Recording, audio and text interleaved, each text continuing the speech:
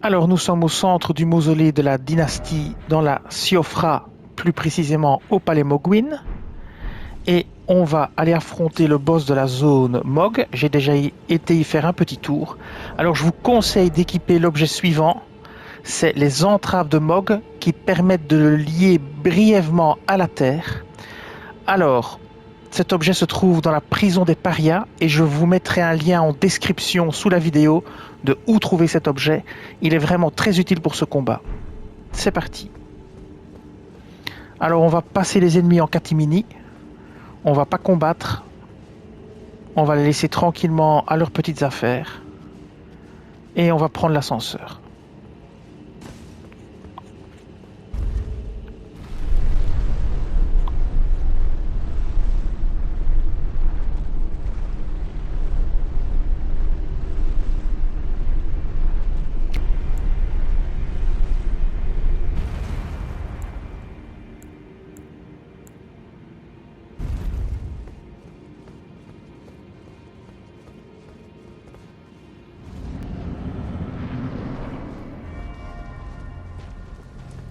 Alors j'invoque. Je me soigne. J'emploie le domaine magique. Et je prends la lune de Rani.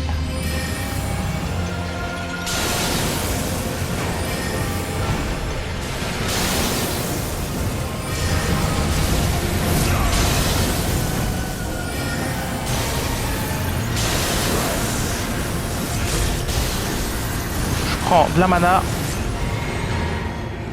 Et c'est reparti.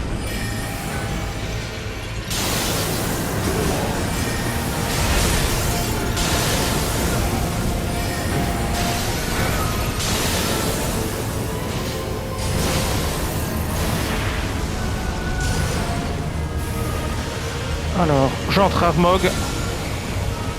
Voilà. Je prends de la mana.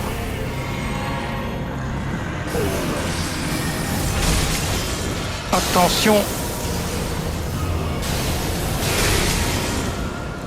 Je me soigne. Vite. Ok, c'est passé. On remet une dose. Attention à ces attaques. Sauter. Alors.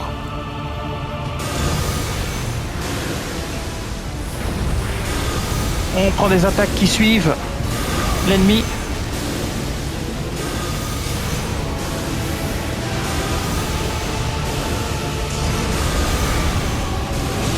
Attention à son attaque sautée.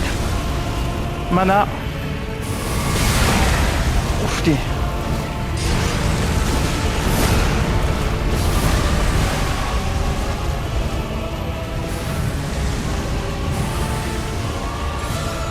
voilà, l'entrave, ça marche plus.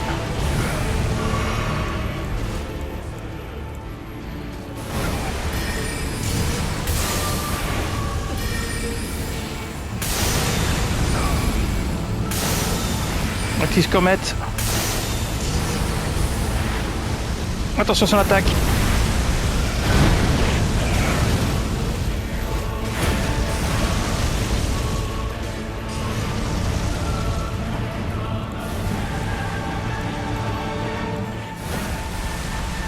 Ça une dernière fois.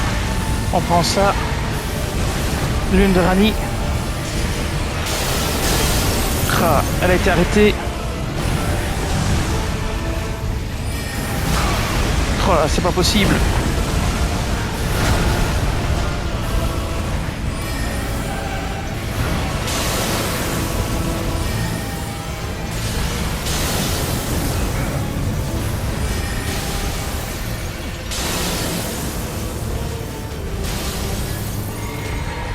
Oh là, attention.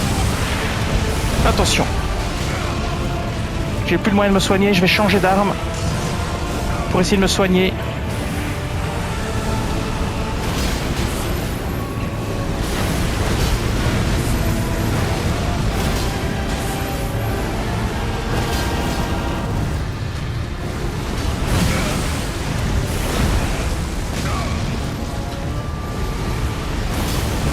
Je vais me soigner avec... Attention.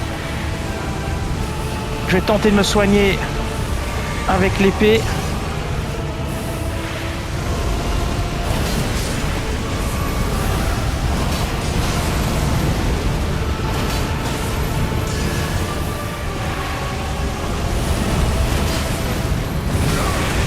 Je l'ai presque, mais ça va être compliqué.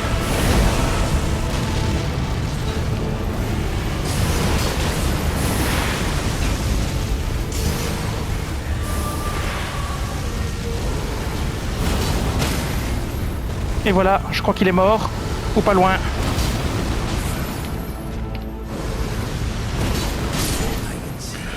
Wow, c'est pas évident comme combat. Quand vous n'avez plus de potions de soin, eh bien, utilisez la lame blasphématoire pour vous soigner. Ça peut vous sauver la vie. Alors, nouveau trophée, Mog le porteur de fragments. On obtient la rune majeure de Mog et le souvenir du Seigneur du Sang. Et voilà, ce combat est maintenant terminé. Il y a un nouveau site de grâce qu'on va aller activer. Et puis après, je vous montrerai le build que j'ai utilisé et les armes. Alors, grâce évanouie découverte, on va s'y reposer pour regarder le site de grâce. C'est Cocon de l'Empyréen. Voilà, Cocon de l'Empyréen. Alors, je vais vous montrer mon build complet. Alors, le bâton de la reine semi-humaine plus 25, la lame blasphématoire plus 10 que j'ai utilisé en fin de combat pour me soigner avec sa capacité spéciale flamme du pillard. Vous volez des PV aux ennemis touchés par cette compétence. C'est ce qui m'a permis de ne pas mourir à la fin parce que j'avais plus du tout de potions de soin, donc c'est primordial. Alors, le bouclier en cuivre, plus 25. L'aume de la sentinelle de l'arbre, la tenue complète de sentinelle de l'arbre, avec l'arsenal de la grande jarre pour pouvoir porter cet équipement très lourd et rester en charge moyenne pour pouvoir faire des bonnes roulades. Le talisman de l'amalgame sculpté pour augmenter les sorcelleries. L'autre talisman, pareil, pour augmenter les sorcelleries. Alors, le talisman de pavois draconique pour améliorer prodigieusement la résistance aux dégâts physiques. Alors, j'avais pris 7 fioles de l'arme pourpre et 7 de mana. Je vous conseille peut-être d'en mettre une de plus ici en soin, sauf si vous jouez mieux que moi, parce que moi j'ai pris quand même beaucoup de dégâts dans la tronche. Alors très important, la fiole de salut miraculeux, quand il rentre dans sa deuxième phase et qu'il met son bâton qui commence à faire saignement, il faut absolument déclencher l'alarme solidifiée tacheté qui soigne les altérations et augmente la résistance. Parce que ça va vous permettre de ne pas prendre saignement. Dans les premières fois où j'ai fait le combat, je ne l'avais pas et j'ai oublié de l'utiliser aussi parfois et du coup il me tuait. Donc quand il passe en phase 2, il met son bâton et il envoie des attaques de sang. Mais si vous ne faites pas ça pour les bloquer, vous mourrez. Et alors pour la phase 1, vous pouvez utiliser les entraves de Mog pour le maintenir au sol et pouvoir facilement le taper. J'ai l'impression que ça ne marche qu'en phase 1. Alors après ça, je vais vous montrer les sorts magiques que j'ai utilisés. Alors j'ai utilisé les sorts magiques suivants.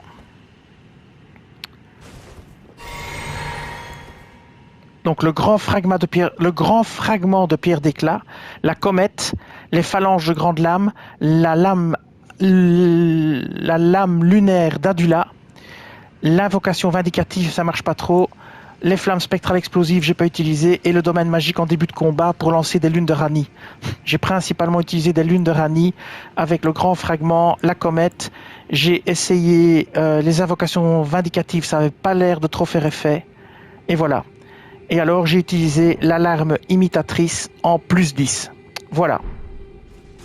Ça c'est le build que j'ai utilisé pour vaincre Mog. Eh bien la vidéo va s'arrêter ici. Je vous dis merci et à bientôt.